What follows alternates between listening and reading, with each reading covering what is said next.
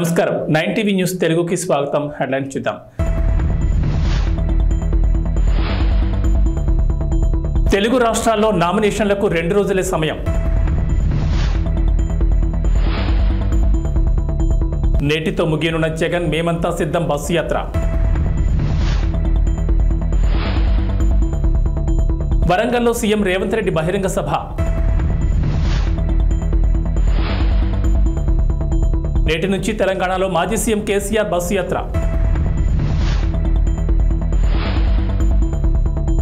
ఐపీఎల్లో 6 వికెట్ల తేడాతో చెన్నైపై లక్నో విజయం.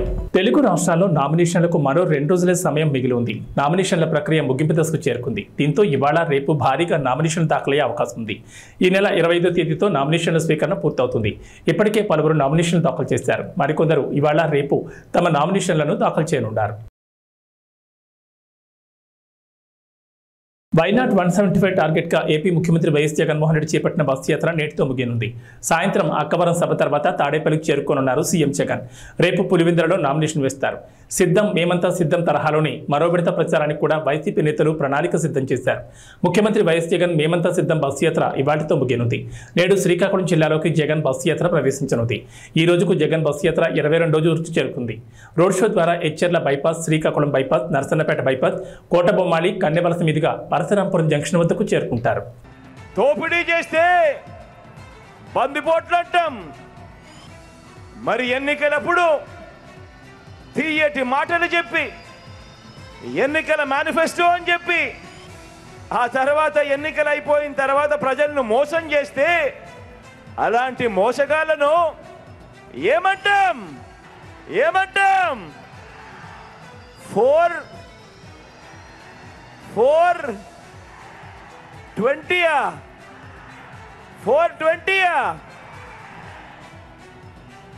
బాగా చెప్పారు. అలాంటి వాళ్ళను 420 అనే అంటారు. చంద్రముఖి బృందం అని కూడా అంటాము. అందామా?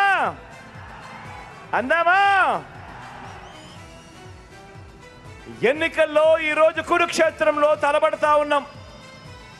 జగన్ను ఓడించాలని వారు, పేదల్ని గెలిపించాలని, ఇంటింటి అభివృద్ధిని కొనసాగించాలని మనం చేయబోతున్న ఈ యుద్ధంలో మరో చారిత్రాత్మక విజయానికి సొంతం చేసుకునేదానికి మీరంతా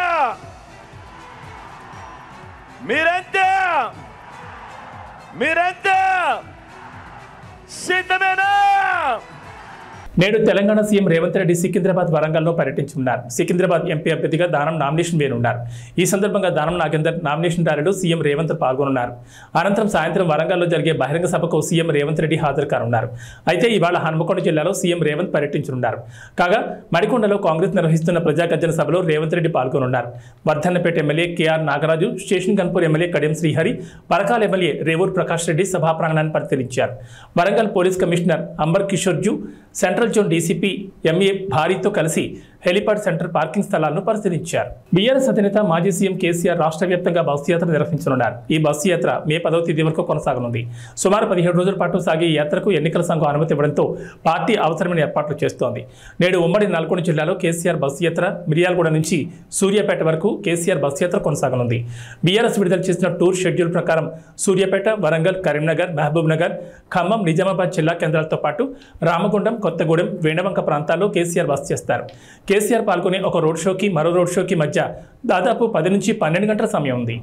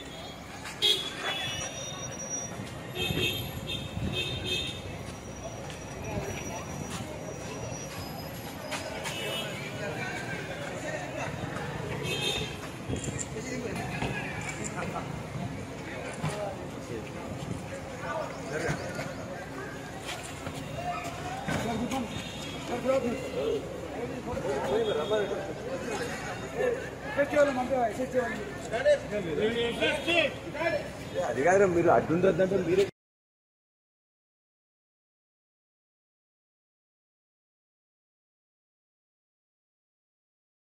తెలంగాణలో ఇంటర్మీడియట్ పరీక్షల ఫలితాలు బుధవారం విడుదలయ్యాయి. ఏప్రిల్ 24న ఉదయం 11 గంటలకు ప్రథమ, ద్వితీయ, ఇంటర్ ఫలితాలు ఒకేసారి విడుదల చేశారు. ఈ ఫలితాలను నాంపల్లిలోని ఇంటర్ బోర్డు కార్యాలయంలో విద్యాశాఖ ముఖ్య కార్యదర్శి బుర్రా వెంకటేశం, బోర్డు కార్యదర్శి శృతి ఓజా విడుదల చేస్తారు. ఫిబ్రవరి 28 నుంచి మార్చి 19 వరకు జరిగిన ఇంటర్ పరీక్షలను రాష్ట్ర వ్యాప్తంగా 9,80,978 మంది విద్యార్థులు రాశారు.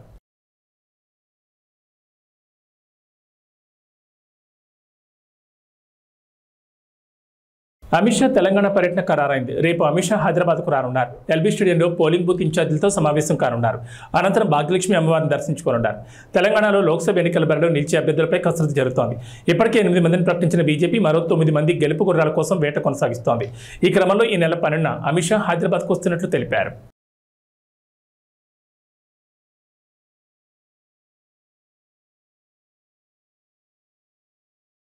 లోక్సభ ఎన్నికల్లో భాగంగా 3వ దశలో పోలింగ్ జరగనున్న 95 స్థానాల్లో 1,351 మంది పోటీ పడుతున్నట్లు కేంద్ర ఎన్నికల సంఘం ఓ ప్రకటనలో తెలిపింది. 12 రాష్ట్రాలు, కేంద్రపాలిత ప్రాంతాల పరిధిలోని ఈ 95 స్థానాల్లో మే 7వ తేదీన పోలింగ్ జరగనుంది.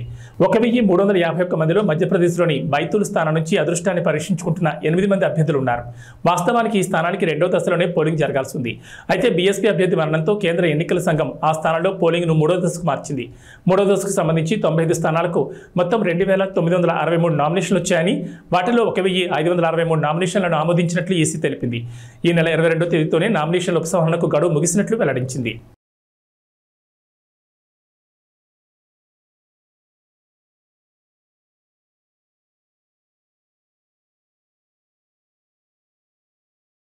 ఆయుధాల కొరతతో ఇబ్బంది పడుతున్నాం, సైనిక సాయం కావాలంటూ గత కొంతకాలంగా మొరపెట్టుకుంటున్న ఉక్రెయిన్కు మరో ఊరట కలిగించే వార్త. ఇప్పటికే $61 బిలియన్ ప్యాకేజీకి అమెరికా ప్రతినిధుల సభ పచ్చజెండా ఊపడంతో తెలిపిన పడ్డ ఉక్రెయిన్కు మంగళవారం బ్రిటన్ కూడా సైనిక ప్యాకేజీని ప్రకటించింది. 542 కోట్ల సాయాన్ని అందించనున్నట్లు బ్రిటన్ ప్రధాని రిషి సునాక్ తెలిపారు.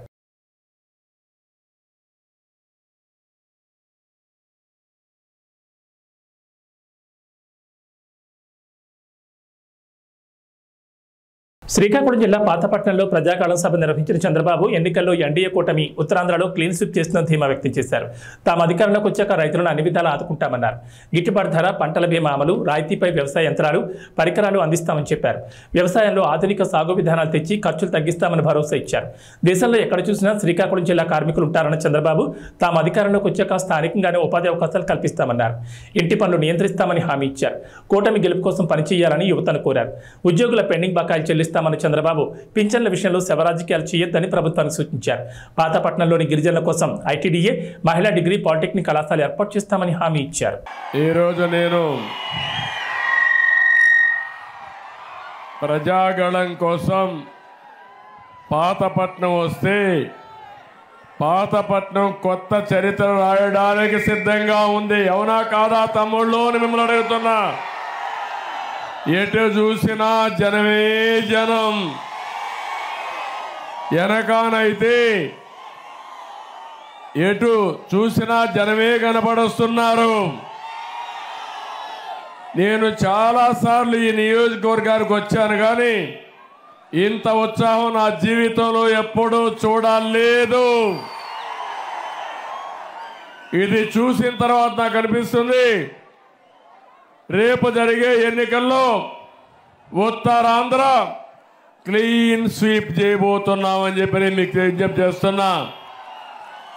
ఇక్కడికి వచ్చినప్పుడు ఒక పక్క రామ్మోహన్ నాయుడు మీ అభిమాన నాయకుడు ఎంపీగా గెలిపించడానికి సిద్ధంగా ఉండమని, మూడోసారి ముచ్చటగా ఎంపీగా గెలిపించమని కోరుతున్నాను. ఒక ఫైర్ బ్రాండ్.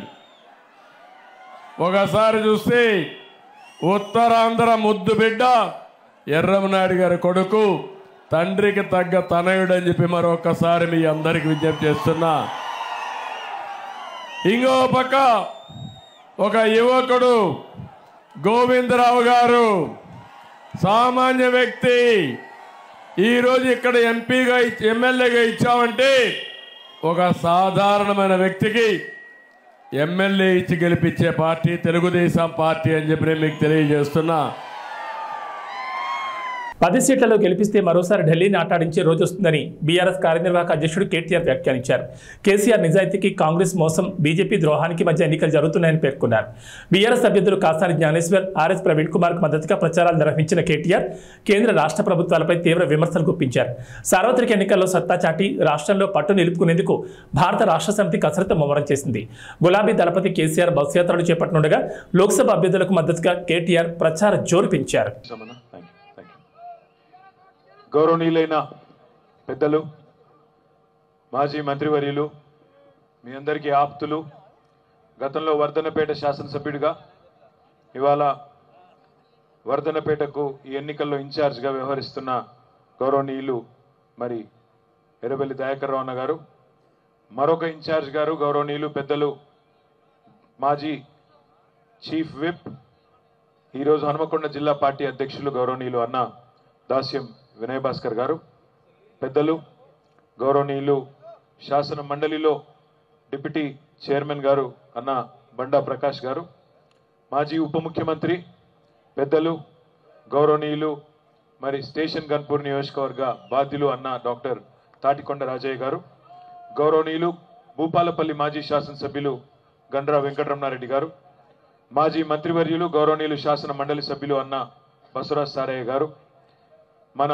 స్థానిక సంస్థల ఎమ్మెల్సీ ఈరోజు యువకుడు ఉత్సాహవంతుడు వరంగల్ ఈస్ట్ ఇన్ఛార్జ్గా ఉన్న తమ్ముడు పోచంపల్లి శ్రీనివాసరెడ్డి గారు, పరకాల మాజీ శాసనసభ్యులు గౌరవనీయులు అన్న చెల్ల ధర్మారెడ్డి గారు, కూడా చైర్మన్ గారు సోదరులు సుందర్రాజ్ గారు, గౌరవనీయులు సోదరిమణి లలితా యాదవ్ గారు, గౌరవనీయులు మాజీ జిల్లా పరిషత్ చైర్మన్ సమ్మారావు గారు, గౌరవనీయులు జనార్దన్ గౌడన్న గారు, కేతిరెడ్డి వాసుదేవ్ రెడ్డి గారు, వేదిక పైన ఉన్న గౌరవనీయులైన సీనియర్ నాయకులకు, గౌరవనీయులైన వర్ధన్నపేట నియోజకవర్గంలోని వివిధ మండలాల అధ్యక్షులకు, అదేవిధంగా వివిధ డివిజన్ల అధ్యక్షులకు, గౌరవ కార్పొరేటర్లకు, మాజీ కార్పొరేటర్లకు, ఎవరెవరి పేర్లైతే నేను చెప్పలేదో మనసులనే తిట్టుకోండి, బయటికి తిట్టుకోవద్దని కోరుతూ, మరి వేదిక ముందున్న పాత్రికేయ మిత్రులకు, వర్ధన్నపేట నియోజకవర్గం నుండి ఈరోజు ఇంత పెద్ద సంఖ్యలో రాత్రి 9 అవుతుంటే కూడా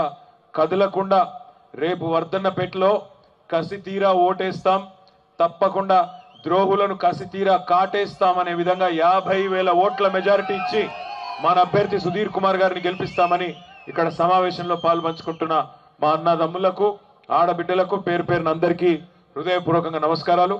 మన పార్లమెంట్ అభ్యర్థి డాక్టర్ సుధీర్ గారికి కూడా హృదయపూర్వకంగా అడ్వాన్స్ గా కాబోయే ఎంపీ కాబట్టి అడ్వాన్స్ గా హృదయపూర్వకంగా శుభాకాంక్షలు కూడా నేను తెలియజేస్తా ఉన్నాను. చంపిన్రు, బిడ్డను వేరు చేసిండ్రని తెలంగాణ ఏర్పాటు మీద విషం జిమ్మినందుకు కోటే అన్నా, 5 మండలాలు తీసుకుపోయి ఆంధ్రాలో బలవంతంగా కలిపినందుకు కోటే అన్నా, లేదా మనకిచ్చిన పునర్విభజన చట్టంలో ఒక్క హామీ నిలబెట్టుకోనందుకు మనం ఓటే అన్నా, కాజీపేటలో కోచ్ ఫ్యాక్టరీ పెట్టనందుకు, బయ్యారంలో ఉక్కు కర్మాగారం పెట్టనందుకు, ఇచ్చిన ఒక్క మాట నిలుపుకోనందుకు ఓటే అన్నా, తెలంగాణకు ఒక్క మెడికల్ కాలేజ్ ఇయ్యనందుకు, ఒక్క నవోదయ పాఠశాల పెట్టనందుకు, ఒక్క విద్యా సంస్థ పెట్టనందుకు ఓటే అన్నా, లేదా 2014లో నువ్వే కదా డైలాగులు కొట్టినావు, నేను భారతదేశానికి మొత్తం ఏదైతే నల్లధనం బయటికి పోయిందో దాన్ని తీసుకొస్తా, ప్రతి ఒక్కరి ఖాతాలో 15 లక్షల రూపాయలు వేస్తా అన్నాడు నరేంద్ర మోడీ.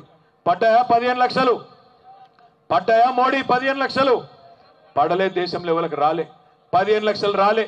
సంవత్సరానికి 2 కోట్ల ఉద్యోగాలు ఇస్తా అన్నాడు నరేంద్ర మోడీ, 10 ఏళ్లలో 20 కోట్ల ఉద్యోగాలు ఇవాళ ఇచ్చిండా? రైతుల ఆదాయం డబల్ చేస్తా అన్నాడు, 2022 సంవత్సరం కల్లా చేసిండా?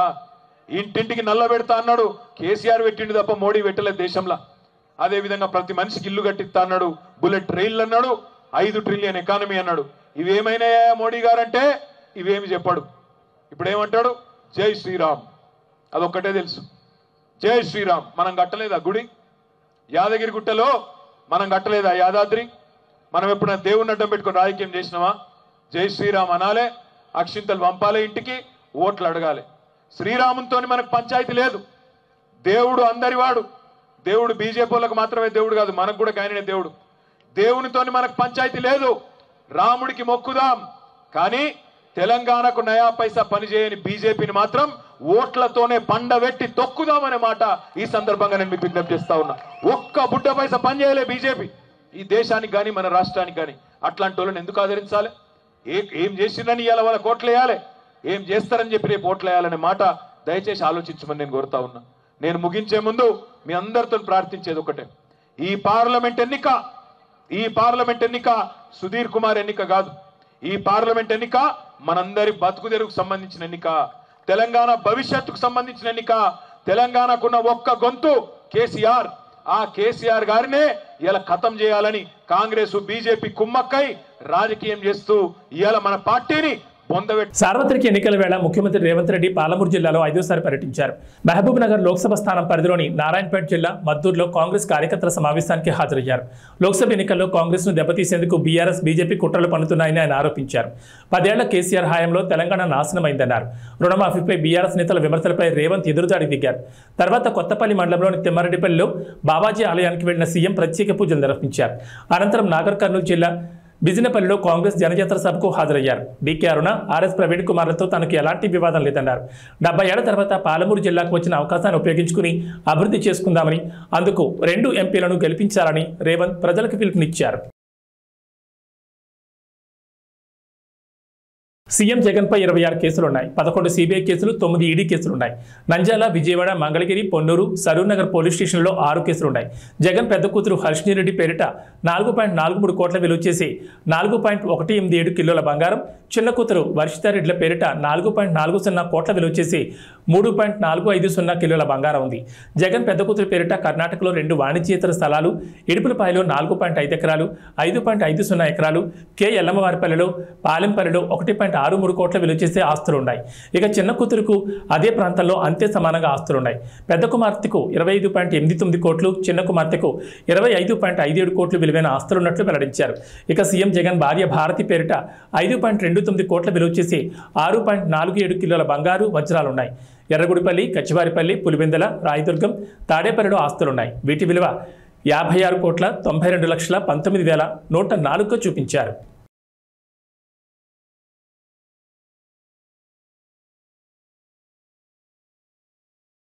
హీరో బాలకృష్ణ చిన్న కూతురు తేజస్విని అల్లుడు విశాఖ టీడీపీ ఎంపీ అభ్యర్థి భరత్ పేరిట 393.41 కోట్ల ఆస్తులున్నాయి.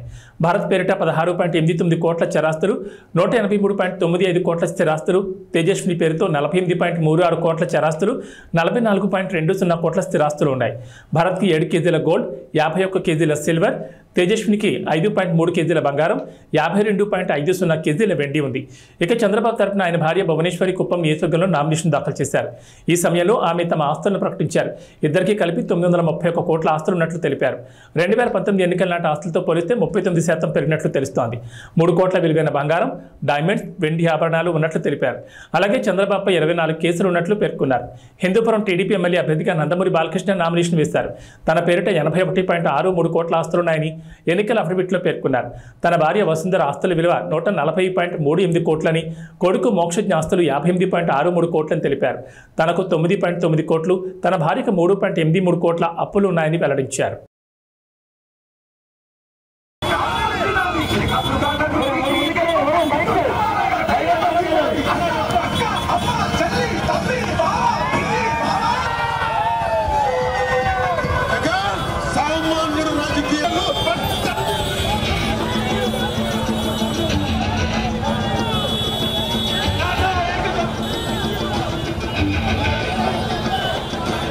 అధికార వైసీపీతో అంటకాగుతూ 5 ఏళ్లుగా ఆ పార్టీ అరాచకాల కొమ్మకాస్తూ వచ్చిన 2 సీనియర్ ఐపీఎస్ అధికారులపై ఎన్నికల సంఘం ఎట్టకేలకు బదిలీ వేసింది. ఆంధ్రప్రదేశ్ నిఘా విభాగాధిపతి పిఎస్ఆర్ ఆంజనేయులు, విజయవాడ సిపి కాంతిరాణా ఎన్నికల షెడ్యూల్ వచ్చాక కూడా వైసీపీకి అనుకూలంగా ఏకపక్షంగా పనిచేస్తున్నారంటూ ప్రతిపక్ష పార్టీలు ఫిర్యాదులిచ్చాయి. వాటిపై సమగ్ర విచారణ జరిపిన ఎన్నికల సంఘం చివరికి వాళ్ళిద్దరిపై చర్యలు తీసుకుంది. తర్వాత స్థానాల్లో ఉన్న అధికారులకు బాధ్యతలు అప్పగించి తక్షణమే విధుల నుంచి రిలీవ్ కావాలని ఆదేశించింది. సార్వత్రిక ఎన్నికలు పూర్తయ్యే వరకు వారికి ఎన్నికల సంబంధిత విధులేవి అప్పగించొద్దని నిర్దేశించింది. వీరి స్థానాల్లో వేరే అధికారులను నియమించేందుకు వీలుగా ఒక్కో పోస్టుకు 3 ఐపీఎస్ అధికారుల పేర్లతో ఇవాళ మధ్యాహ్నం 3 గంటల్లోగా ప్యానెల్ సమర్పించాలని సిఎస్ జవహర్ రెడ్డిని ఆదేశించింది. నిఘా విభాగాధిపతి పోస్టు కోసం అదనపు డీజీ, అంతకంటే ఎక్కువ హోదా కలిగిన అధికారుల వివరాలనే పంపాలని పేర్కొంది.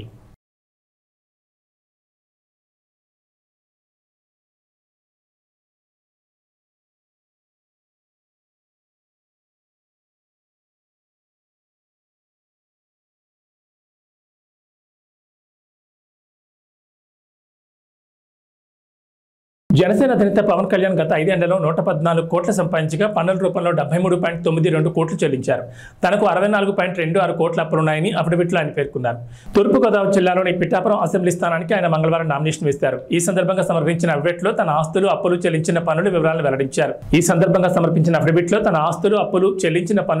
వెల్లడించారు.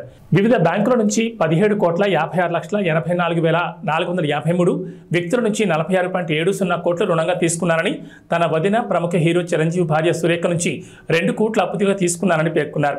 మైత్రి movie makers, Haarika Hassine creations తో పాటు పలు నిర్మాణ సంస్థలు, నిర్మాతల నుంచి అప్పులు తీసుకున్న పార్టీ కార్యక్రమాలు, సేవా కార్యక్రమాలు 17.15 కోట్ల విరాళం అందించగా వివిధ సంస్థలకు 3.32 కోట్ల విరాళాలు ఇచ్చారు.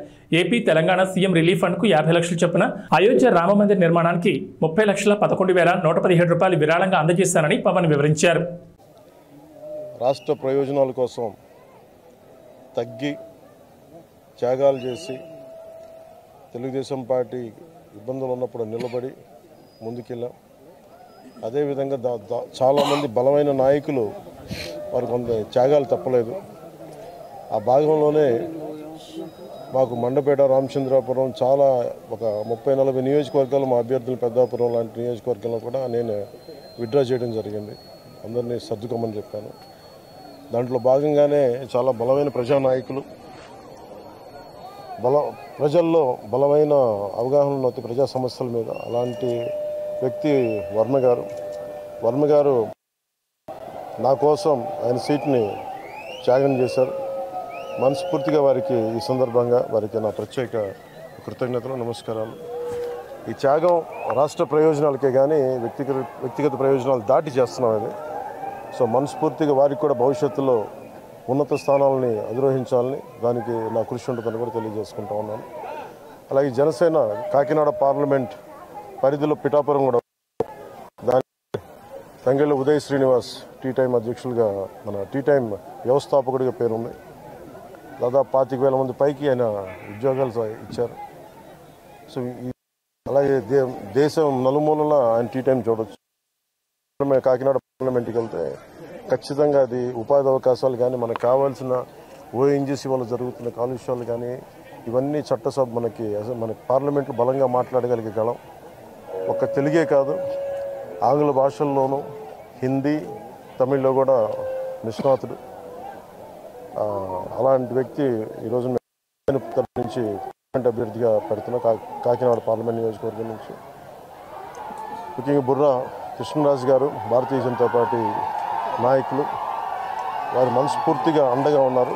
వారికి ప్రత్యేక కృతజ్ఞతలు తెలియజేసుకుంటాము. మేము ఎన్డీఏ కూటమి తెలుగుదేశం పార్టీ, జనసేన, భారతీయ జనతా పార్టీ అఖండ విజయం సాధించబోతుంది. దానికి తార్కాణ నిదర్శనమే ఈ నామినేషన్ వేసే ప్రక్రియ. అలాగే ఏ మీడియానైతే ఈ ప్రభుత్వం నలిపేసిందో ఆ మీడియాకి మేము అండగా ఉంటాం. మీ కష్టాల్లో మేము పాలు పంచుకుంటాం. మీ కష్టాలకి మేము చేయూతనిస్తాను మనస్ఫూర్తిగా తెలియజేసుకుంటూ సెలవు.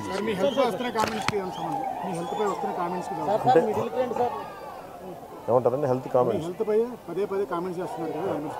చెప్పాను కదండి ఆల్రెడీ.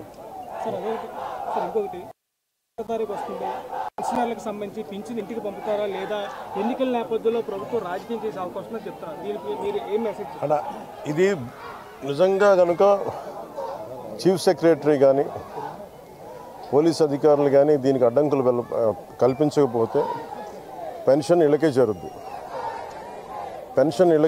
ఖచ్చితంగా. కాకపోతే దీన్ని వాళ్ళు ప్రభుత్వం ఆపాలనుకుంటే ఇది ఖచ్చితంగా ఈరోజు ఈ 1వ తారీఖు ఇంటికి పెన్షన్లు అందకపోతే దాంట్లో ప్రభుత్వం కుట్ర ఉంది.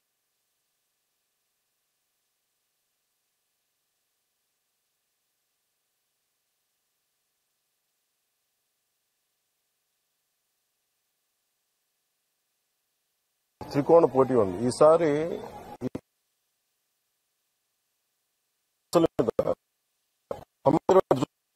ఇప్పుడు నేను వర్మ గారు విడివిడిగా పోటీ చేయడానికి కలిసి మేము ఉమ్మడిగా ఒక ప్లాట్ఫామ్ సులభం అవుతుంది.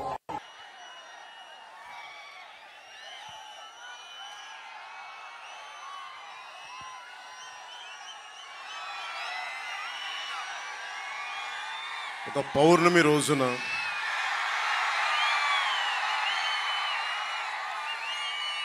ఉప్పాడ, కొత్తపల్లి ఉప్పాడ మండలంలో ఇంత చల్లగా ఉంటుంది వాతావరణం. ఇంత వేడిలో కూడా మీ ప్రేమ ఎంత చల్లగా ఉందంటే వెన్నెలే చెప్తాం.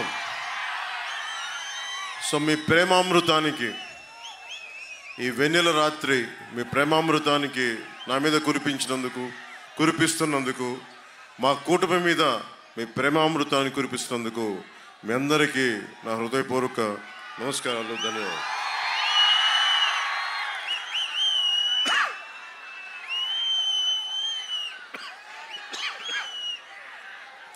ఈ రోజున మంగళవారం పౌర్ణమి, చిత్తా నక్షత్రం, హనుమాన్ జయంతి, శ్రీపాద శ్రీవల్లభుడి నక్షత్రం ఈరోజు. అలాంటి రోజున నన్ను ప్రేమించే నా పిఠాపురం ప్రజల మధ్యలో 70,000 పైనుంచి 1,00,000 వరకు వచ్చి నాకు ఈరోజు మద్దతు తెలిపారు. నాకు ఈరోజు నామినేషన్కి మీ అందరికీ చేతులెత్తి నమస్కరిస్తున్నాం. ఇలాంటి ఘనమైన నామినేషన్ వేయడానికి ఎమ్మెల్యే బలంగా ఉండి ఎమ్మెల్యేగా చేసి ప్రజలందరి మనల్ని భారీ లక్ష్య ఛేదనలో మార్కస్ స్టానిష్ రికార్డు స్థాయి శతకం బాదడంతో ఐపీఎల్ 2024లో లక్నో సూపర్ జైంట్స్ మరో సంచలన విజయాన్ని అందుకుంది. ప్రస్తుత ఎడిషన్లో చెన్నై సూపర్ కింగ్స్ జట్టును సొంత మైదానంలో ఓడించిన తొలి జట్టుగా అవతరించింది. చెన్నై నిర్దేశించిన 211 పరుగుల భారీ లక్ష్యాన్ని 19.3 ఓవర్లలోని 6 వికెట్ల తేడాతో ఘన విజయం సాధించింది. ఏబీ బులెటిన్ విశేషాలు. నమస్కారం.